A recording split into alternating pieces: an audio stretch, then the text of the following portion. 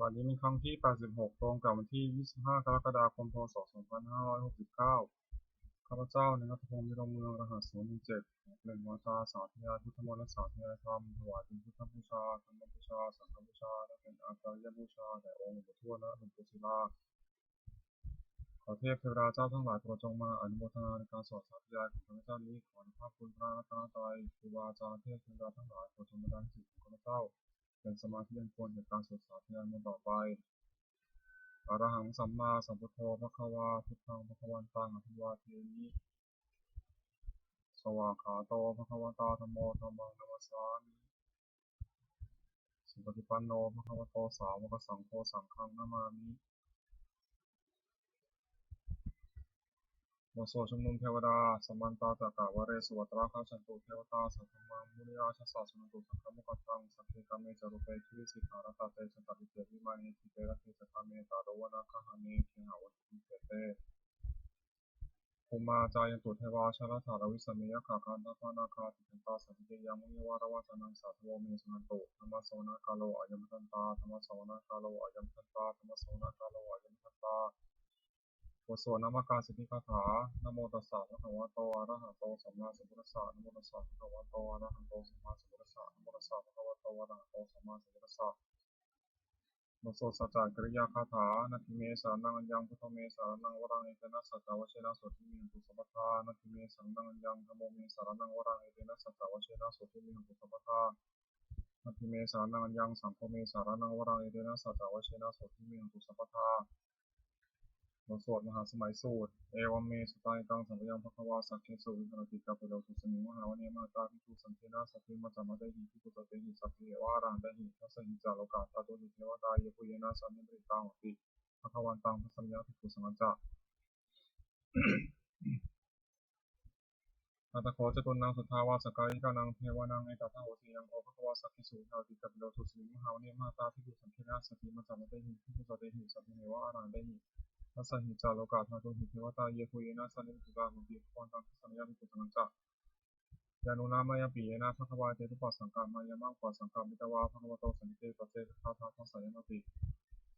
อัตโขตาเทวตาสายคาปีนามาภรวาปุริโสสมัติตังวาหังภาษาเรียภาษาตังวาหังสัมมิชยะเอวามิวาสุทธาวาเสสุเทเวสุวัตระหิตาภควโตปุระโตปตุระหังสุ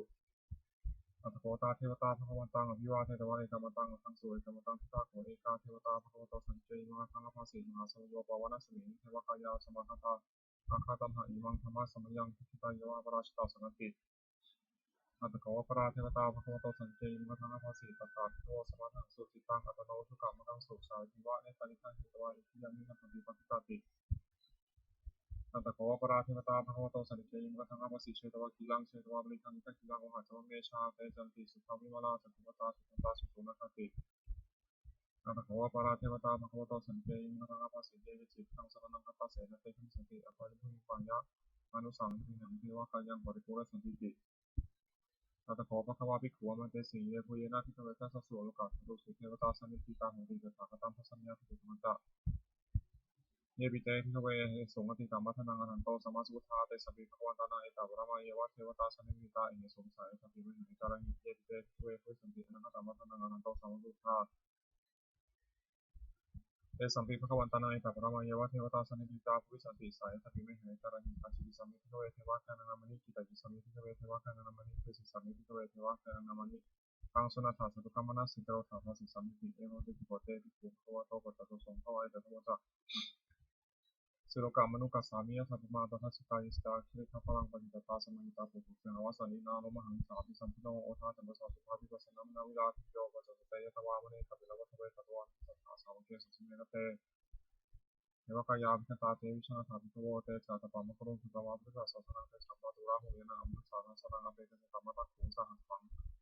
อัฏฐาสัตตริสตังอิเกสาสานะอมรุสานามะสุงอเปเตนะสัมมะตักขุงสาสุทธาวุตาหงสัจสัพพังเมยาวะวะกิตวานาจตุมาตตวามิสัทธาสาวเกสุสเมนะเตเทวกายาภิคตาเตวิชนาถาภิกโวโยหังใจมิสัมมิทิระหิเอเนอุปโส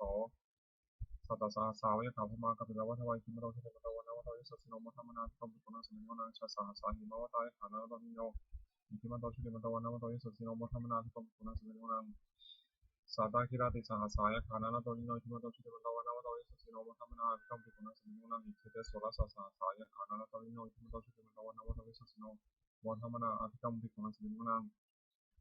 เวสามิตาปัจจสตายขานาตวิโนอิทิมตชุติมันตวันนวตวิสัสโนมธรรมนาพิกรรมปิกุณสมิงุนังคุมิโรราชาคิโกเอตุสานเวสนามิเดนังสตาสาสังเวทนังวิรุปัสเด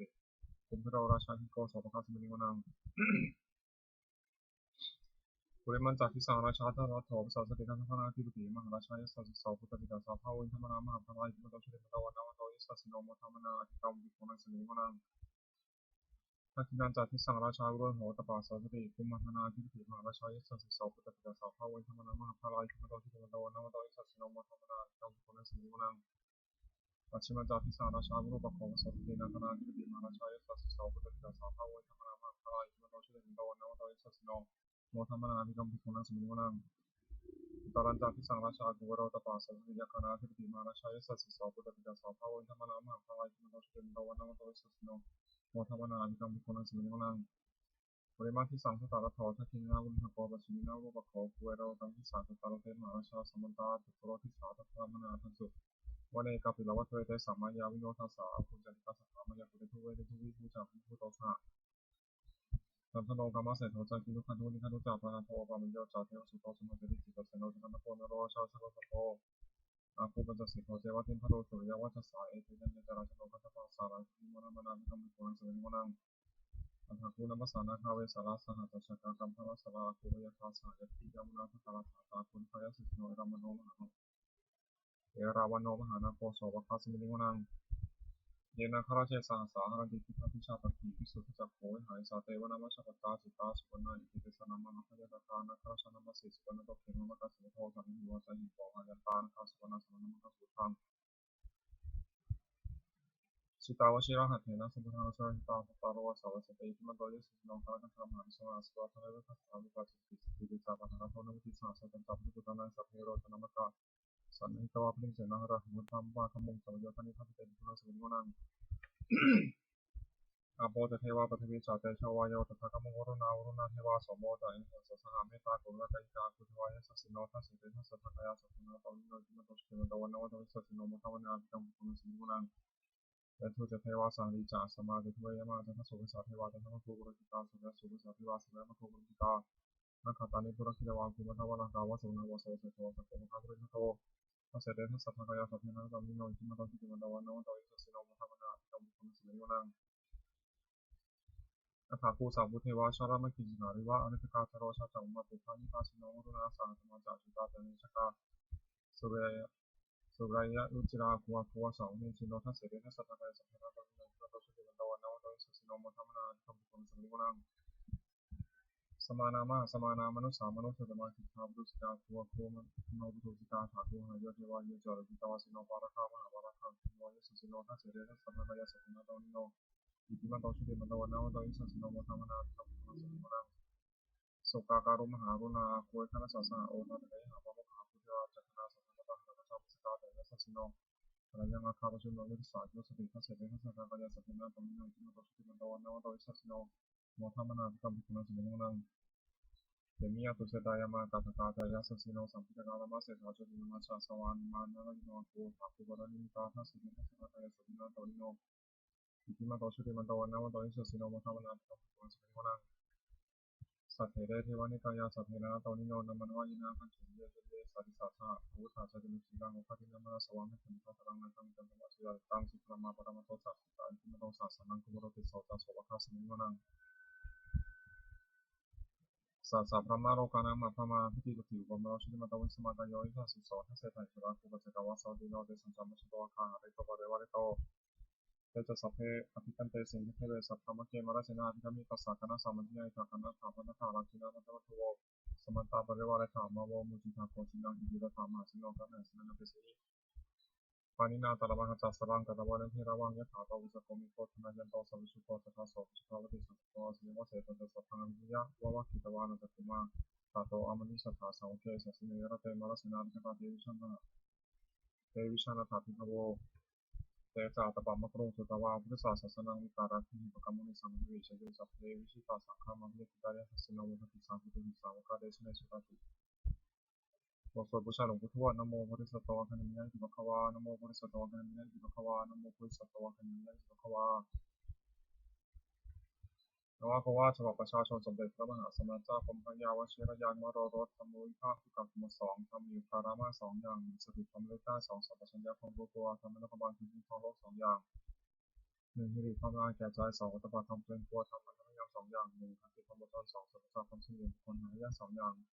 หนึ่งบุพการีบุคคลผู้ทำอุปการะก่อนสองกตัญญูกตเวทีบุคคลผู้รู้อุปการะที่ทำแล้วตอบแทนอีกกาคือหมวดสามรัตนะสามอย่างพระพุทธหนึ่งพระธรรมหนึ่งพระสงฆ์หนึ่งท่านผู้สอนให้ต่อชุมชนบุคคลชอบด้วยการวาจาใจตามพระธรรมวินัยที่ท่านเรียกว่าพระพุทธศาสนาชื่อพระเจ้าสองพระธรรมวินัยที่เป็นคำสอนของท่านชื่อพระธรรมสามหมู่ชนที่ฟังคำสอนของท่านและปฏิบัติชอบตามพระธรรมวินัยชื่อพระสงฆ์คุณของรัตนสามอย่างพระพุทธเจ้ารู้ดีรู้ชอบด้วยพระองค์เองก่อนแล้วสอนผู้อื่นรู้ตามด้วยพระธรรมด้วยพระศัพท์รู้ปฏิบัติไม่ให้ตกไปในที่ชั่วพระสงฆ์ปฏิบัติชอบตามคำสอนของพระพุทธเจ้าและสอนผู้อื่นการทำตามด้วยอาการที่พระพุทธเจ้าทรงสั่งสอนสามอย่างทรงสั่งสอนผู้จักให้ผู้ฟังรู้ยิ่งเห็นจริงทั้งที่ผู้รู้ควรเห็นสองทรงสั่งสอนเป็นเหตุให้ผู้ฟังสองทรงสั่งสอนมีเหตุที่ผู้ฟังอาจตรงตามเห็นจริงได้สามทรงสั่งสอนเป็นสัจจ์คือผู้ปฏิบัติตามย่อมได้ประโยชน์โดยสมควรแก่ความปฏิบัติโอวาทของพระพุทธเจ้าสามอย่างหนึ่งเว้นจากทุจริตคือประพฤติชั่วด้วยกายวาจาใจสองประกอบสุจริตคือประพฤติชอบด้วยกายวาจาใจสามทำใจของตนให้หมดจดจากเครื่องสมองใจโลกหลงเป็นต้นทุจริตสามอย่างหนึ่งประพฤติชั่วด้วยกายและกายทุจริตสองประพฤติชั่วด้วยวาจาเรียกวจีทุจริตสามประพฤติชั่วด้วยใจและมโนทุจริตกายทุจริตสามอย่างฆ่าสัตว์หนึ่งและช่อหนึ่งประพฤติในกรรมหนึ่งวจีทุจริตสี่อย่างพูดเท็จหนึ่งพูดส่อเสียดหนึ่งพูดคำหยาบหนึ่งพูดเพ้อเจ้อหนึ่งมโนทุจริตสามอย่างโลภเป็นของเขาหนึ่งพยาบาทปองร้ายเขาหนึ่งอิจฉาเขาหนึ่งทุจริตสามอย่างนี้คือไม่ควรทำให้แต่ละเสียสุจริตสามอย่างหนึ่งประพฤติชอบด้วยกายและกายสุจริตสองประพฤติชอบด้วยวาจาและวจีสุจริตสามชอบด้วยใจและมโนสุจริตกายสุจริตสามอย่างมันจากพระสัตว์หนึ่งมันจากรักชอบหนึ่งมันจากประพฤติในกรรมหนึ่งวจีสุจริตสี่อย่างมันจากพุทธหนึ่งมันจากพุทธโสเสหนึ่งมันจากพุทธคำหยาบหนึ่งมันจากพุทธเจ้าหนึ่ง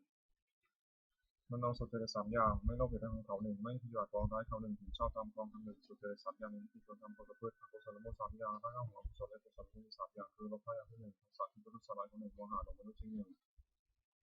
เมื่อกุศลทั้งหมดนี้เราพาโทษสามมหาคนนี้อยู่แล้วอกุศลอื่นที่เกิดขึ้นก็เกิดขึ้นที่แต่ละก็จะมาขึ้นเหมือนคนละเสียกุศลมูลสามอย่างทั้งของกุศลและกุศลมูลมีสามอย่างคืออารมณ์ไม่อย่างที่หนึ่งโทสะไม่คิดประทุษร้ายเขาหนึ่งอโมหะไม่ลงหนึ่งถ้ากุศลมูลเหล่านี้อารมณ์โทสะโมหะก็ดีมีแล้วกุศลอื่นที่เกิดขึ้นก็เกิดขึ้นที่แต่ละก็จะมาขึ้นเหมือนคนให้เกิดมีสันดานสัพพุริสามัญญัติคือข้อที่สัตตบุรุษตั้งไว้สามอย่างหนึ่งการสละสิ่งของตนเพื่อเป็นประโยชน์แก่ผู้อื่นสองธรรมชาติคือตัวเป็นใบวิจารณ์เป็นการการสามนาตาเป็นบุตรทำประโยชน์มาดาเป็นอย่างต้นที่สุดปานากาปฏิปทาคือปฏิบัติไม่ผิดสัญญาหนึ่งมีพิยสังวรสมบูรณ์สีของคือตาหูจมูกลิ้นกายใจไม่ให้มีร้ายในเวลาเห็นรูปฟังเสียงเป็นวัตถุเขามาพารู้ธรรมารมณ์ได้ใจสอนเพราะฉะนั้นมัตตัญญุตาความรู้จักประมาณในการกินอาหารแต่ผสมผลมากไม่น้อยสามชาติริยานโยกประกอบกับเพียรทุกชา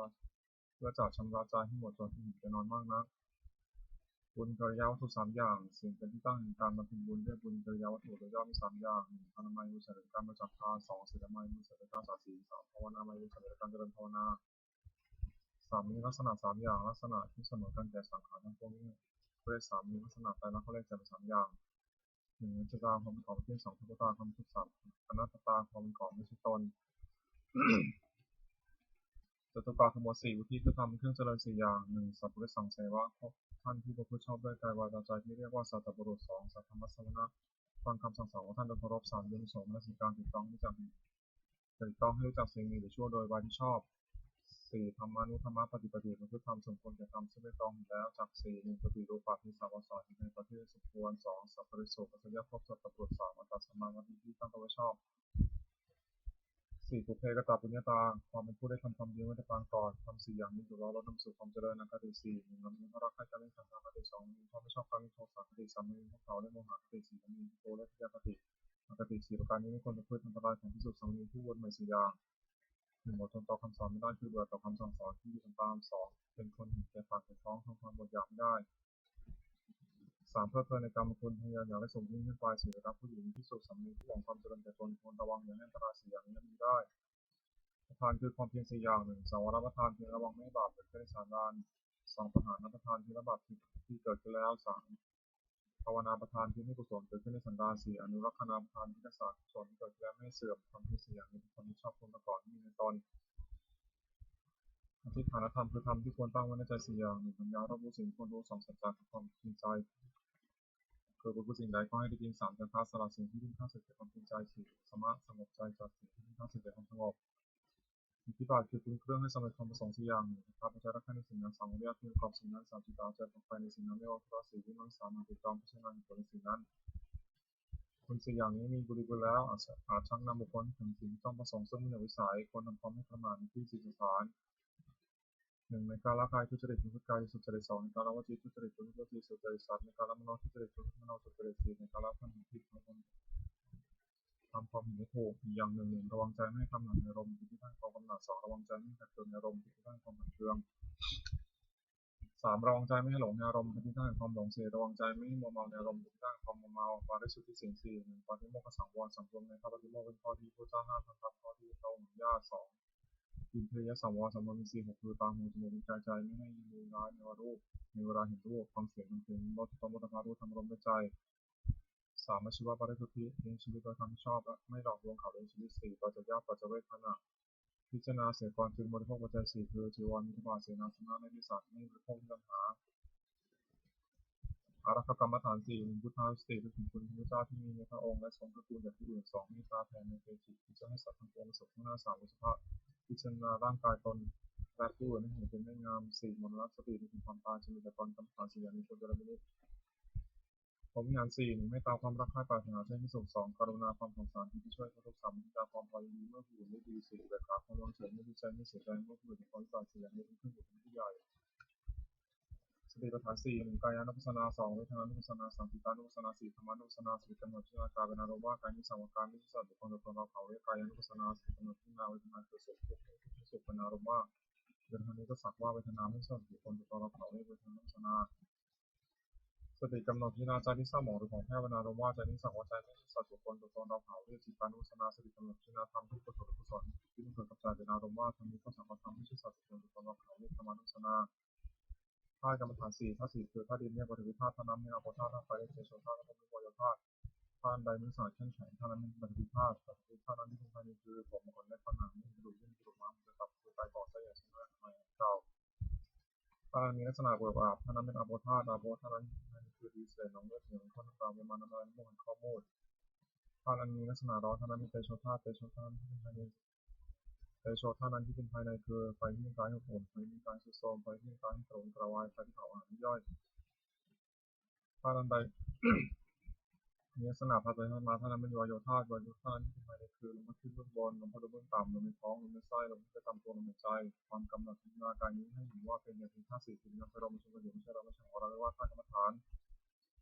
นอริยสัจสี่หนึ่งทุกสองสมุทัยคือเหตุทุกเกิดสามย่อยความทุกข์สี่นำข้อปฏิบัติเป็นความรับทุกข์ความไม่สบายกายไม่สบายใจที่ชื่อว่าทุกข์ความยากปัญหาคือความพยายามอยากที่ชื่อว่าสมุทัยเพราะมีทุกข์เกิดปัญหานั้นมีเรื่องสามคือปัญหาความอยากในอารมณ์ที่น่ารักใคร่เรียกว่ากามตัณหาอย่างหนึ่งปัญหาความอยากเป็นเรื่องนี้เรียกว่าภาวะตัณหาอย่างหนึ่งปัญหาความอยากไม่เป็นเรื่องนี้เรียกว่าวิภาวะตัณหาอย่างหนึ่งความดับตัณหาที่สิ้นเชิงทุกข์กรรมหมดได้ชื่อว่านิโรธเพราะเป็นความดับทุกข์ปัญญาเห็นชัดว่าสิ่งทุกสิ่งนี้มีทุกข์เกิดสิ่งท้ายถึงสิ่งที่ทางให้ถึงความดับทุกข์ที่ชื่อว่ามาเพราะเป็นข้อปฏิบัติให้ถึงความดับทุกข์ทางนั้นนิยมแบบการคือปัญญาเห็นชอบหนึ่งปฏิชอบหนึ่งเสร็จแล้วชอบหนึ่งไปงานชอบหนึ่งชื่อชอบหนึ่งความชอบหนึ่งก็สติชอบหนึ่งก็จะชอบหนึ่งวัฏจักรคือหมวดห้านันตริยกรรมห้าหนึ่งมาตุธาตุฆ่ามันดาสองพิธาตุฆ่าบิดาสามวันธาตุฆ่าพระอาหารสี่ลมหิตตุปบาททำร้ายพระเจ้าจนหนียังพระหนีพ่อขึ้นไปให้ห่อขึ้นไปห้าสังฆเพศยังส่งให้แตกจากการกรรมห้าอย่างนี้เป็นบาปหนักที่สุดห้ามสวรรค์ห้ามนิพพานห้ามมีในฐานปราชิกของผู้ถือพุทธศาสนาห้ามไม่ทำเด็ดขาดอภินหาปัจเจเวกห้าหนึ่งคนพิจารณาทุกวันว่าเรามีความแก่เป็นธรรมดาไม่ต้องความแก่ไปได้สองคนพิจารณาทุกวันว่าเรามีความเจ็บเป็นธรรมดาไม่ต้องความเจ็บไปได้สามคนพิจารณาทุกวันว่าเรามีความตายเป็นธรรมดาไม่ลงความตายไปได้สี่พิจารณาทุกวันว่าเราต้องพัฒนาจากของเราของชีวิตทั้งสิ้นห้าคนพิจารณาทุกวันว่าเราเป็นกรรมของตัวเรามีแต่ไม่ดีที่ผู้สั่งให้ชั่วในสารชาติคณะธรรมคือทำความกล้าหาญห้าอย่างสภาพเชื่อสิ่งที่ควรเชื่อสองศีลรักษากายวาจาให้เรียบร้อยสามทางสัจจะความรู้สามารถสี่วิริยะพระอารมณ์ความเพียรห้าปัญญารอบรู้สิ่งที่รู้ องค์แห่งภิกษุใหม่5อย่าง1สำรวมในพระปฏิโมกข์เป็นข้อที่พระเจ้าห้ามทำตามข้อที่2อนุญาต2สำรวม4คือระวังตาหูจมูกลิ้นกายใจไม่ให้มีร้ายครอบงำได้ในเวลารูปด้วยในตามเป็นต้น3ความเป็นคนไม่เกระเริบเฮฮา4อยู่ในเสนาสนะสงัด5มีความชอบภิกษุใหม่ควรตั้งใจทำ5อย่างนี้องค์แห่งธรรมกถึกคือนักเทศน์5อย่าง1แสดงธรรมไปโดยลำดับไม่ตัดลัดที่หัดความ2อ้างเหตุผลแนะนำให้ผู้ฟังเข้าใจ3ทำสิ่งในตามปัญหาให้เป็นประโยชน์แก่ผู้ฟัง4ไม่ทำงานว่าเห็นแก่ลาภ5ไม่แสดงธรรมกระทบคนและผู้อื่นหรือว่าไม่ควรศึกษาผู้อื่นภิกษุผู้ได้ธรรมะถึงคุณพระองค์5อย่างนี้ในตนธรรมะสวรรค์ที่2คืออานิสงส์การฟังธรรม5อย่าง1ที่ฟังธรรมย่อมได้ฟังสิ่งนี้เคยฟัง2สิ่งใดได้เคยฟังแล้วแต่ไม่เข้าใจชัดย่อมเข้าใจถึงนั้นชัด3วัดทำความสงบเสียได้4ทำเห็นถูกต้องได้5ถึงให้ฟังย่อมผ่องใสพละคือทำเป็นกำลัง5อย่างมีศรัทธาความเชื่อ2เรื่องความเพียร3สติความรู้ได้4สมาธิความมั่นใจมั่น5ปัญญาความรอบรู้อินทรีย์5ก็เรียกพ่อปัญญาในถึงของตนนิวรณ์5ทำมันการจิตไม่ให้รู้ความดีเรียกว่านิวรณ์มี5อย่างพอใจรักใคร่ในอารมณ์ที่ชอบใจมีรูปเป็นต้นเรียกกรรมฉันทะ2ปองร้อยผู้เรียกพิบาท3ความที่จิตหูและเพิ่มเรียกถึงมิตร4ทุ่งชาและลำคาญสัพพุทธะ5ดังนี้ไม่ตรงได้เรียกวิจิกิจฉาขันธ์5กายกับใจนี้แบ่งออกเป็น5กองในขันธ์5 1รูป2เวทนา3สัญญา4สังขาร5วิญญาณ4คือน้ำไฟลมประชุมกันเป็นการนี้เรียกว่ารูปความรู้สึกอารมณ์ว่าประสบตัวสบายกายสบายใจหรือทุกข์คือไม่สบายกายไม่สบายใจหรือเฉยๆทุกข์สุขเรียกว่าเวทนาความจำได้ในรูปคือจำรูปเสียงกลิ่นรสโผฏฐัพพะอารมณ์ที่เกิดกับใจได้เรียกว่าสัญญาเจตสิกธรรมคืออารมณ์ที่เกิดกับใจส่วนนี้เรียกว่ากุศลส่วนช่วงในกุศลส่วนกลางๆไม่มีช่วงนี้อภิญญาเกิดเรียกว่าสังขารความรู้อารมณ์ในเวลาเมื่อรูปมากระทบตาต้นเรียกว่าวิญญาณขันธ์ที่ย่อมเรียกว่านามรูปเวทนาสัญญาสังขารวิญญาณรวมเข้าเป็นนามรูปเป็นรูปสักกะคือหมวด6คารวะ6อย่างความเอื้อเฟื้อในพระพุทธเจ้า1ในพระธรรม1ในพระสงฆ์1ในความศึกษา1ในความไม่ประมาท1ในปฏิสัมพันธ์คือต้องรับภาษา1สุขควรทำคารวะ6ประการนี้สานี้ทำ6อย่างทำไปที่ตั้งให้ความไม่ได้ถึงเรียกสานี้ทำอย่างคือ1เขาไปตั้งกายกรรมประกอบด้วยเมตตาในเพื่อที่สุดสำเนียงทางตนด้านสังคือช่วยคนก่อนกิจธุระของเพื่อนกันด้วยการมีพยาบาลที่สุดท้ายเป็นต้นด้วยศีลเมตตา2เขาไปตั้งวจีกรรมประกอบด้วยเมตตาในเพื่อนที่สุดสำเนียงทั้งตอนนั้นและหลังเพื่อช่วยคนก่อนกิจธุระของเพื่อนกันด้วยวาจาชื่อกล่าวสั่งสอนเป็นต้นด้วยศีลเมตตา3เขาไปตั้งมโนกรรมประกอบด้วยเมตตาในเพื่อนที่สุดสำเนียงทั้งตอนนั้นและหลังคือที่ได้สิ่งที่ประโยชน์แก่เพื่อนกัน4แบ่งปันลาภที่ตนได้มาแล้วโดยชอบทำให้แก่เพื่อนที่สุดสำเนียงไม่ถือไว้พวกจำพวกผู้เดียว5รักษาศีลด้วยสุขสวัสดิ์กันกับเพื่อนที่สุดสำเนียงเดือดไม่ทำตนไม่กับผู้อื่น6ทำตัวกันกับที่สุดสำเนียงอื่นที่ว่ากับใครเพราะมีความเหมือนกันทำ6อย่างนี้ทำผู้พฤติให้เป็นที่รักที่เคารพของผู้อื่นเป็นไปเพื่อความสงเคราะห์กันและกันเป็นไปเพื่อความไม่วิวาทกันและกันเป็นความพร้อมเป็นหนึ่งเดียวกันอายตนะภายใน6ตาหูจมูกลิ้นกายใจอินทรีย์6เขาเรียกอายตนะภายนอก6รูปสิ่งที่เราพุทธภาพคืออารมณ์ที่มาต้องกายธรรมคืออารมณ์ที่เกิดกับใจอารมณ์6เขาเรียกวิญญาณ6อาศัยรูปกระทบตาเกิดความรู้เขาเรียกจักรวิญญาณอาศัยเสียงกระทบหูเกิดความรู้เพื่อโสตวิญญาณอาศัยกลิ่นกระทบจมูกเกิดความรู้เพื่อคณวิญญาณอาศัยรสกระทบลิ้นเกิดความรู้เพื่อชิวหวิญญาณอาศัยโผฏฐัพพะกระทบกายเกิดความรู้เพื่อกายวิญญาณเกิดความเกิดกับใจเกิดความรู้เพื่อมโนวิญญาณสัมผัส6อายตนะภายในมีตาเป็นต้นอายตนะภายนอกเป็นรูปเป็นต้นวิญญาณมีสติวิญญาณเป็นต้นกระทบกันในสัมผัสมีชื่อตามอายตนะภายในเป็น6คือจักขุสัมผัสโสตสัมผัสคานสัมผัสชิวหสัมผัสกายสัมผัสมโนสัมผัสเวทนา6สัมผัสนั้นเป็นปัจจัยเกิดเวทนาสุขบ้างทุกข์บ้างไม่ทุกข์สุขบ้างมีชื่อตามอายตนะภายในเป็น6คือจักขุสัมผัสสัชชาเวทนาโสตสัมผัสสัชชาเวทนาคานสัมผัสสัชชาเวทนาชิวหสัมผัสสัชชาเวทนากายสัมผัสสัชชาเวทนามโนสัมผัสสัชชาเวทนา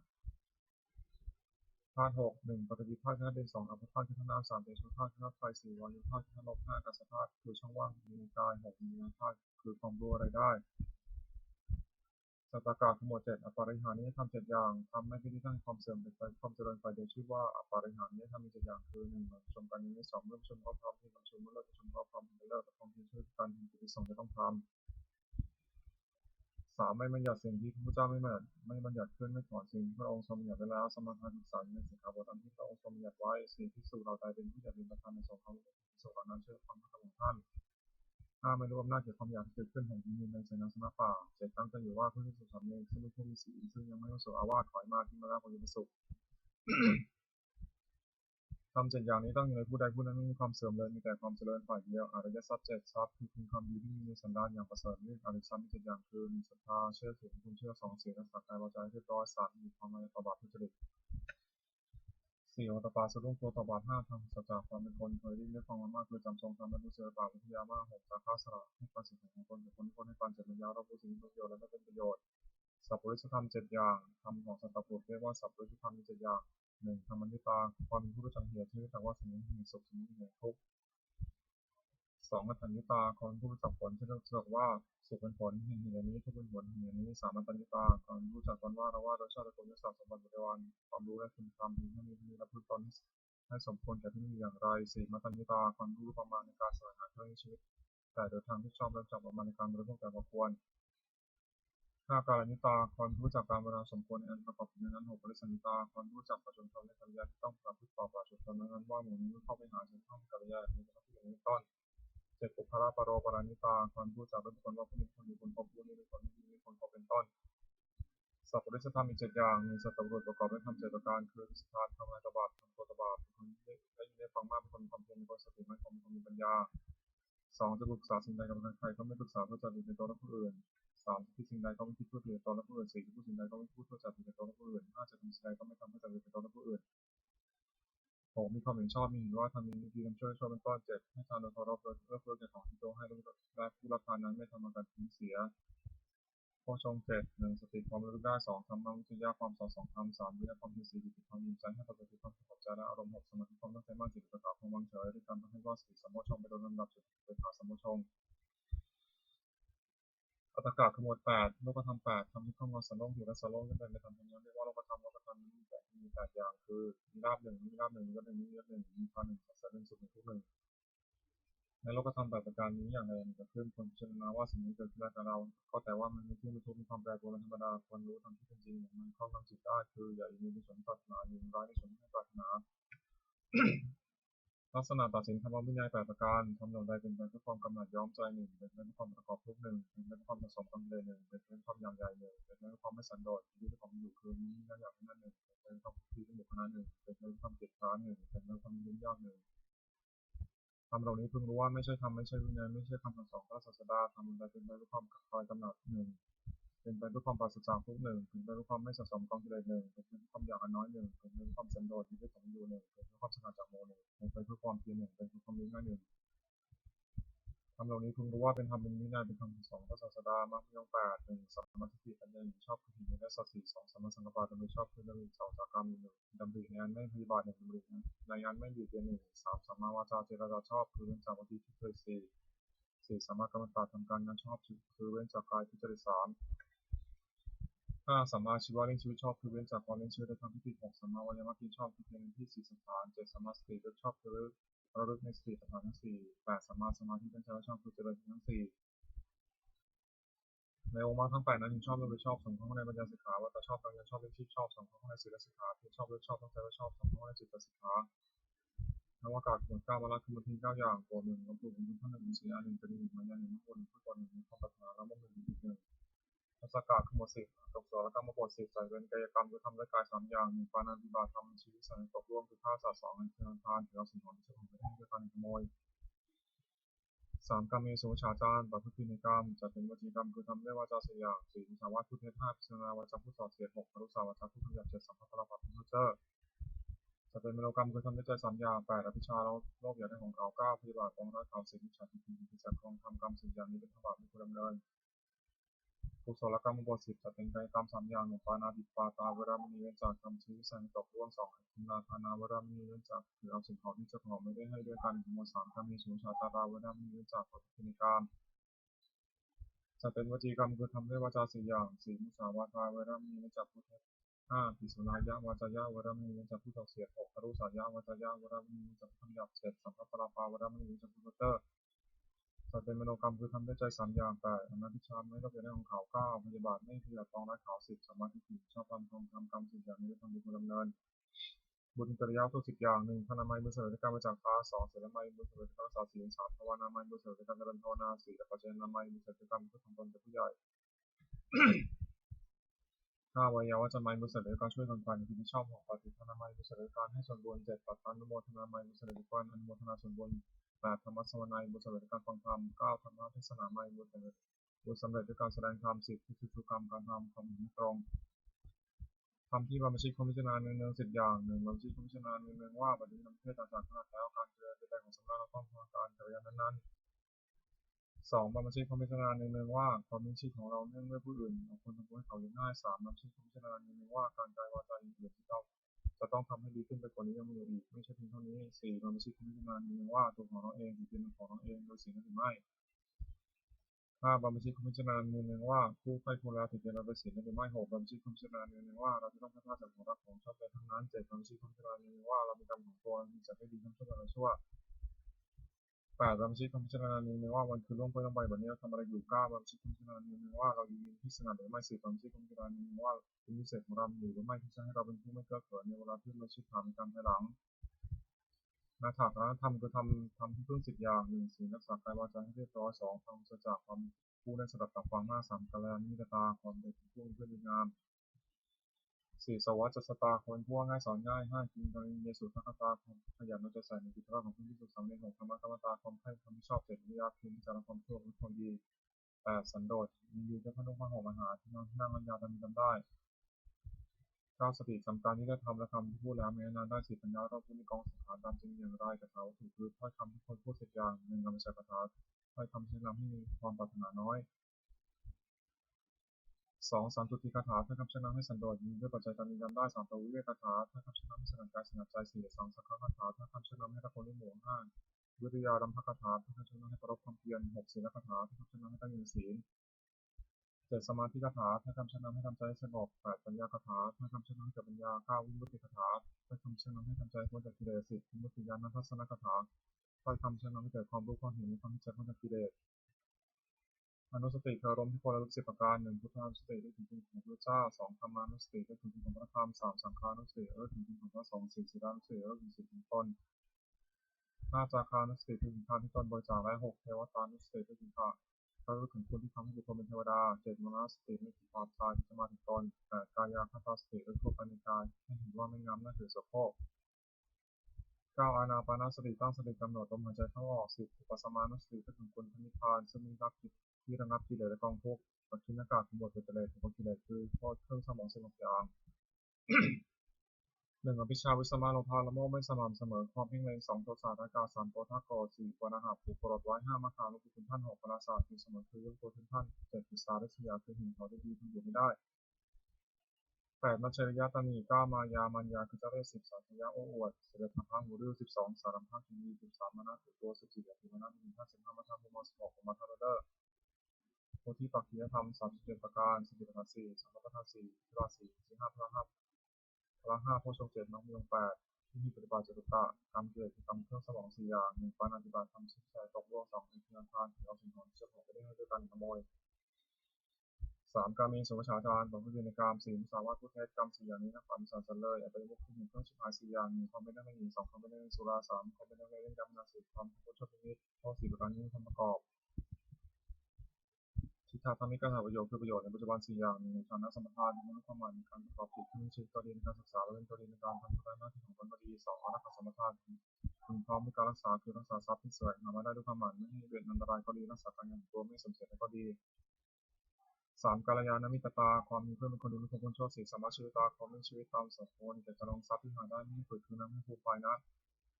สัมปรายิกถาประโยชน์คือประโยชน์ในด้าน4อย่าง1ศรัทธาสมถะ1ศรัทธาคือเชื่อสิ่งที่ควรเชื่อเช่นเชื่อว่าทำดีได้ดีช่วยได้ช่วยเป็นต้น2ศีลสมถะความไม่ศีลคือรักษากายวาจาด้วยดีไม่มีโทษ3จาคะสมถะ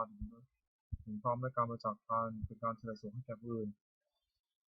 4ปัญญาสมถะถึงพร้อมด้วยปัญญารู้จักบาปบุญรู้โทษประโยชน์ไม่ใช่ประโยชน์เป็นต้นนิสัยในรูปคือคนยังมี4จำพวก1คนปองล้อ2คนถูกพูด3คนถูกกระจบ4คนชักชวนในทางที่หายคน4พวกนี้ไม่ใช่มิตรแต่คนที่ไม่ควรคบ1คนปองล้อมีลักษณะ4 1ที่เราจะได้ฝ่ายเดียว2เสียงน้อยที่เราไม่ได้มาก3ไม่มีแก่ตัวจึงต้องเพื่อน4พบเพื่อนคนเห็นแก่ประโยชน์ของตัว2คนมีแต่ผู้มีลักษณะ4 1เก็บเอาของโน้นนั้นมาปราศัย2อ้างเอาของที่ยังไม่มีมาปราศัย3สังเคราะห์ในสิ่งประโยชน์ไม่ได้เสียปรับไม่ได้3คนหัวกระจกมีลักษณะ4 1จะทำเพื่อคอยตาม2จะทำให้คอยตาม3ต่อหน้าว่าสัตว์เสียกำลังก็นินทา4คนชักชวนในทางที่หันลักษณะ4 1ชวนหรือเมา2ชักชวนให้ตอนคืน3ชักชวนให้โมในการได้4ชั่วโมงเล่นการพนันมีแค่4จำพวก1มีอุปการะ2มีกับผลกับทุก3มีได้ประโยชน์4มีความรักใคร่มี4พวกนี้มีแค่คนครบ1มีอุปการะมีลักษณะ4 1ป้องกันเพื่อนทุกข์มาแล้ว2ป้องกันทรัพย์สมบัติของผู้ทุกข์มาแล้ว3มีภัยเป็นผู้ที่มาได้4ไม่มีธุระช่วยออกทรัพย์ให้เกินกว่าที่ออกปาก2เป็นร่วมสุขร่วมทุกข์ลักษณะ4 1ขยายความรักของตนแก่เพื่อน2เป็นทั้งของเพื่อนไม่แข่งทาย3ไม่ละทิ้งเงินวิบัติ4ไม่ชีวิตการสละแทนได้ 3มีแนประโยชน์ในลักษณะ4 1ห้ามไม่ทำความชั่ว2แนะนำให้ตั้งอยู่ในความดี3ไม่ฟังถึงใครฟัง4บอกทางสอนให้4ไม่มีความรักใคร่ในลักษณะ4 1ทุกข์ด้วย2 0ด้วย3เข้าถึงผู้อื่นที่ผิดเองเพื่อน4รับรองคนที่พูดสอนเพื่อนสังหาวัตถุ4อย่าง1ทานให้ปานสิ่งของคนแก่ผู้อื่นคุณให้ปาน2ปิยวาจาเจรจาวาจาที่อ่อนหวาน3มัตตจริยารับรู้สิ่งที่เป็นประโยชน์แก่ผู้อื่น4ธรรมานัตตาความมีคนเป็นตนความเป็นคนมีตนเสมอไม่ถือตัวคุณทั้ง4อย่างนี้เป็นเครื่องยึดเหนี่ยวใจของคุณไม่ได้สุขของขนาด4อย่างสุขเกิดจากความมีทรัพย์2สุขเกิดจากการจ่ายสุขเกิดแต่การจ่ายทรัพย์บริโภค3สุขเกิดแต่ความไม่ต้องเป็นหนี้4สุขเกิดแต่ประกอบการงานที่ปราศจากโทษความปรารถนาของบุคคลในโลกที่สมัยยาก4อย่าง1ขอสมบัติจงเกิดมีแก่เราโดยความที่ชอบ2ขอยศจงเกิดมีแก่เรากับญาติพวกพ้อง3ขอเราจงรักษายืนนาน4เมื่อสิ้นชีวิตแล้วขอเราจงไม่เกิดในสวรรค์ทำเป็นเหตุให้สมัยมี4อย่าง1ศรัทธาสัมปทาถึงความไม่ศรัทธา2ศีลสัมปทาถึงความไม่ศีล3จาคะสัมปทาถึงความไม่จาคะ4ปัญญาสัมปทาถึงความไม่ปัญญาควรจะมั่งคั่งจะตั้งอยู่นานไม่ได้เพราะสถาน4ไม่แสวงหาพัสดุที่หายแล้ว2ไม่บูรณะพัสดุที่ค้ำค่า3รู้จักประมาณในการบริโภคสมาธิตั้งสติหรือบุตรศีลที่แม่เรือนพ่อเรือนผู้หวังจะทำตระกูลคนในสถานสิบประการที่เสียทำคารวะ4ถึงสัจจะสัตย์ซื่อเกิดการ2ธรรมะรู้จักความผิดของตน3ทำประโยชน์ทำ4จากข้อสลักให้การสิ่งของตนแต่คนที่คนในปันปัญจกะประโยชน์เกิดแต่การถือพวกทรัพย์5อย่างแสวงหาพวกทรัพย์ได้1ทางชอบแล้ว1เลี้ยงตัวมารดาบิดาบุตรภรรยาบาปไร้ประสบ2นี่เพื่อผลในสุข3บำบัดอันตรายที่เกิดจากเหตุต่างๆ4ทำที่5อย่างคือกอไก่อย่าไปตีสังขารขอไข่อย่าไปตีทีต้องรับแขกขอควายผูกผ้าไปกระพีทำบุญที่ผู้ตายงงวัชพีถอยเป็นรวมมีเสียทำต้นประจันพระราวีทำบุญมูที่เทวดา5บริจาคทานในสำนักพราหมณ์ผู้เป็นผู้ชอบศีล5 1ปานาติปาตาวรามีเว้นจากทำชีวิตสัตว์ตกร่วมไฟ2อธินาทานาวรามีเว้นจากรับสิ่งของที่เจ้าของไม่ได้ให้ด้วยกันขโมย3การมีสุชาจาราวรามีเว้นจากประพฤติผิดกาม4วิสาวัตาวรามีเว้นจากประเทศ5สุราเมรยมัชฌัปปมาทฐานาวรามีเว้นจากดื่มน้ำเมาคือสุราและเมรัยอันเป็นที่ตั้งแห่งความประมาท4 5ประการนี้คือการโพสต์สัพนิมิจฉาวานิชาคือการค้าขายไม่ชอบทำ5อย่าง1ค้าขายผู้ประหาร2ค้าขายมนุษย์3ค้าขายสัตว์เป็นสำหรับฆ่าทุกเป็นอาหาร4ค้าขายน้ำเมา5ค้าขายยาพิษการค้าขาย5อย่างนี้เป็นข้อห้ามอุบาสกให้ประกอบสมบัติของอุบาสก5ประการ1ประกอบด้วยศรัทธา2มีศีลบริสุทธิ์3ไม่ถือมีคนเป็นขับคือเชื่อกรรมไม่เชื่อมงคล4ไม่เสียหายคือบุญนอกศาสนา5บำเพ็ญบุญในพุทธศาสนาอุบาสกคุณตั้งในสมบัติ5ประการหรือเป็นจากวิบัติ5ประการซึ่งวิปริตจากสมบัตินั้นจากการที่6 1ปุราชินทิที่เบื้องหน้ามารดาบิดา2ทักษิณทิ2ทักษิณทิคือที่เบื้องขวาอาจารย์3ปัจฉิมทิคือที่เบื้องหลังบุตรภรรยา4อุตรทิคือที่เบื้องซ้ายมิตร5หิถินทิคือที่เบื้องต่ำบ่า6อุปริมทิคือที่เบื้องบนสมณพราหมณ์1ปุราชินทิคือที่เบื้องหน้ามารดาบิดาบุตรคุณรู้ไม่ผ่าน5 1ถ้าไม่ได้มาเป็นตอบ2ทำ5 3ดำรงสกุล4คือตนที่มีผลรับทรัพย์มรดก5เมื่อท่านลงรับไปแล้วทำบุญอุทิศให้ท่านมารดาบิดาได้รับบำรุงชนีได้ย่อมประกอบบุตรด้วยสถาน5 1ห้าไม่ทำความชั่ว2ตั้งอยู่ในความดี3ให้ศึกษาศิลปะวิทยา4ของดาวที่สมควรให้มอบทรัพย์ให้ในสมัย2ตักเขียนทิศที่ต้องขวาอาจารย์4คือมูลด้วยสถาน5 1ด้วยพึงรับ2เมื่อเข้าไปยืนพอรับใช้3ด้วยเชื่อฟัง4ด้วยอุปถาก5ด้วยเรียนศิลปะวิทยาโดยเคารพอาจารย์ได้รับบำรุงชนีได้ย่อมประกอบ10ด้วยสถาน5 1นั้นมี2ไม่ได้มี3มองศิลปะสิ้นเชิงไม่ผิดต่อกำพัง4ยกย่องให้ปรากฏในเพื่อนฝูง5ทำความป้องกันทั้งหลายคือจะไปที่ทั้งไหนก็ไม่อดอยาก3ปัจฉิมที่เบื้องหลังภรรยา3มีพึงรู้ด้วยสถาน5 1ยกย่องถือว่าเป็นภรรยา2ด้วยเมตุ1 3ด้วยเมตุร่วงใจ4ด้วยมอบคำใหญ่ให้5ด้วยตัวอย่างตัวภรรยาได้รับบำรุงชนีได้ย่อมมาขอ3ด้วยสถาน5 1จัดการเงินมี2สมข้อขึ้นถึงผลดี3ด้วยร่วงใจผัว4รักษาทรัพย์ที่ของเราได้ไว้5ขยันไม่ผิดพันกิจการทั้งปวง4อุตรทิศที่เบื้องซ้ายมิตรโกรบุตรรวมมรุสถาน5 1ด้วยให้ปาน2ด้วยเจรจาทักธรรมะ3ด้วยประโยชน์4ด้วยความเป็นผู้มีตนเสมอ5ด้วยไม่แกล้งกล่าวภาพจากความเป็นจริงมิได้รับบำรุงชนีแล้วย่อมมนุเคราะห์กุลบุตรด้วยสถาน5 1รักษามีผู้ประมาทแล้ว2รักษาทรัพย์ของมีผู้ประมาทแล้ว3เมื่อมีใครเอาเป็นผู้สำนักได้4ให้ราชนิยมในยามวิบัติ5นำตลอดเงินของมิตร5เหตุที่เรื่องตามบาปนายพึงรู้ด้วยสถาน5 1ด้วยจัดการงานทำตามสมควรกับกำลัง2ด้วยให้อาหารและรางวัล3ด้วยรักษาพยาบาลในเวลาเจ็บไข้4ด้วยแจกของด้วยแจกตลาดให้กิน5ด้วยปล่อยในสมัยบ่าวได้รับบำรุงชนีแล้วย่อมมาขอนายด้วยสถาน5 1ขึ้นทำการเงินก่อนนาย2ด้วยการงานหลังนาย3แล้วแต่ของนาย5 4ทำการงานที่ดีขึ้น5นำบุญของนายไปสรรเสริญในที่นั้น 6อุปเรมทิคติบสมณพราหมณ์กุลบุตรทุงมุงสถาน5 1ด้วยกายกรรมทำอะไรประกอบด้วยเมตตา2ด้วยวจีกรรมพูดอะไรประกอบด้วยเมตตา3ด้วยมโนกรรมคิดอะไรประกอบด้วยเมตตา4ด้วยความเป็นผู้มีเกียรติคือนี้ได้ให้คำว่าเดือน5เป็นให้สถาน6สมณพราหมณ์ได้รับองค์ชินย่อมรับกุลบุตรสถาน6 1ห้ามไม่กระทำความชั่ว2ให้ได้มีความดี3อนุเคราะห์ด้วยน้ำใจงาม4ให้ได้ฟังถึงใครฟัง5ทำสิ่งที่ใครฟังแล้วให้แจ่มของทางสวรรค์ให้อวัยมุขคือเหตุเครื่องชิบหาย6 1ดื่มน้ำเมา2เที่ยวกลางคืน3เที่ยวดูการเล่น4เล่นการพนัน5คบคนชั่วเป็นมิตร6สุดท้ายทำการงาน1ดื่มน้ำเมามิตร6 1เสียทรัพย์2การทะเลาะวิวาท3เกิดโรค4ต้องติดเตียง5ไม่จัดการ6ทำบารมียา2เที่ยวกลางคืนมีโทษ6 1ชื่อว่าไม่รักษาตัว2ชื่อว่าไม่รักษาวินัย3ชื่อว่าไม่รักษาทรัพย์สมบัติ4ที่กำลังทั้งหลาย5ต้องเสียความ6ได้รับความบาปมาก3เที่ยวดูการเล่นมีโทษตามวัตถุที่ดู6 1นำที่ไหนที่นั่น2คำร้องที่ไหนที่นั่น4ดี10 3ดี4ที่ต่อที่ไหนที่นั่น4เสียค่าที่ไหนที่นั่น5เพลงที่ไหนที่นั่น6เสียเทิงที่ไหนที่นั่น4เล่นการพนันมีโทษ6 1ไม่ชนะย่อมก่อเวร2ไม่แพ้ย่อมเสียได้ทรัพย์ที่เสียไป3ทรัพย์ย่อมชิบหาย4ไม่ใครเชื่อถือว่าทำ5เป็นที่หมิ่นประมาทของเพื่อน6ไม่ใครส่งจะแต่งงานด้วย5คบคนชั่วเป็นมิตรมีโทษตามบุคคลที่คบ6 1นำให้เป็นนักเล่นการพนัน2นำให้เป็นนักเจ้าชู้3นำให้เป็นนักเล่นเหล้า4นำให้คนลงเขาเป็นของปลอม5นำให้คนลงเขาซึ่งหน้า6นำให้เป็นคนหัวไม้6ปิดข้ามทำการงานมีโทษ6 1มันให้ว่าหนาวไม่ทำการงาน2มันให้ว่าร้อนไม่ทำการงาน3มันให้ว่าเวลาอยู่แล้วไม่ทำการงาน4มันให้ว่ายังช้าอยู่แล้วไม่ทำการงาน5มันให้ว่าหิวน้ำไม่ทำการงาน5มันให้ว่า6มันให้ว่ากระหายน้ำไม่ทำการงานผู้หวังความเจริญผู้ประทรัพย์ผู้มีเหตุเครื่องชนะหัวการที่เสียปฏิภาณคาถายาเทวตาสันติหาราวาสนิเวทเรพุทธิเรตันหิตาธรรมะทางนาควันตุบุสตาโสติงกรณิธาวิหารามันเรเวลาจำชานวากาจพิโทสารามิกาธนาปฏิปัสสกาคามาเจริสานิธรรมาจิสาราสปานุปราสุตาพุทธเตชราผู้ชายจะสัมวาสังเสริชาตาทวงปฏิการนิยนิกังธรรมวรังปฏิเจเตสัพพิทุตัสสะกวันตุสังยังมาตุจิตังตังธรรมธรรมตราตัมพราสังโฆตุสมควะอิยะจะอิยะจะอินทะตุสุโมสัพพิตังธรรมาจาริโนวุทินสัพพะบุญญามะธรรมิอริยปาเวทิเตปสันนังโหตุสัมมิติปานิโนพระสัสสะเนธรรมพรังภวะฉันโตกายเทวโพสตุวิธิโพยสัตตังสมิทังมิเดมินิมาตาปิตาจาตาชังมิจังมาตาคันติปุตตังอิวังธรรมิราชโนปชังรัตตุสัมปทาเทวตาอุโยชนะคาถาปุกปตาจิมิทุขาพิยปตาจิมิทยาสงฆปตาจิมิสงฆามุตุสัมมิติโนเอตาวตาจันติสัมพังพุทธสัมพังสัพเพวะธรรมตุสัพพะสัมมติยาทานังทุกตุสัพพยาเสรังหัตุสัพพะภาวนาเทตาหันตุขัสตุเทวตาคตาสุมังคลคาถาโหตุสัพพังสุมังครังรักขุสัพเพวตาสัพพุทธานุภาวยาโสติโนตุเดตรังโหตุสัพพังสุมังครังรักขุสัพเพวตาสัพพธรรมานุภาวยาโสติโนตุเดตรังโหตุสัพพังสุมังครังรักขุสัพเพวตาสัพพสังฆานุภาวยาโสติโนตุเดตรังสัพเพพุทธาพระปตาปัจจิกันาพลังหันตันตัดเตชนะรักขมันสัมโสสัพเพพุทธาพระปตาปัจจิกันาพลังหันตันตัดเตชนะรักขมันสัมโสสัพเพพุทธาพระปตาปัจจิกันาพลังหันตันตัดเตชนะรักขมันสัมโสสัพเพพุทธาพระปตาปัจจิกันาพลังหันตันตัดเตชนะรักขมันสัมโสสัพเพพุทธาพระปตาปัจจิกันาพลังหันตันตัดเตชนะรักขมันสัมโสสัพเพพุทธาพระปตาปัจจิกันาพลังหันตันตัดเตชนะรักขมันสัมโสสัพเพพุทธาพระปตาปัจจิกันาพลังหันตันตัดเตชนะรักขมันสัมโสสัพเพพุทธาพระปตาปัจจิกันาพลังหันตันตัดเตชนะรักขมันสัมโส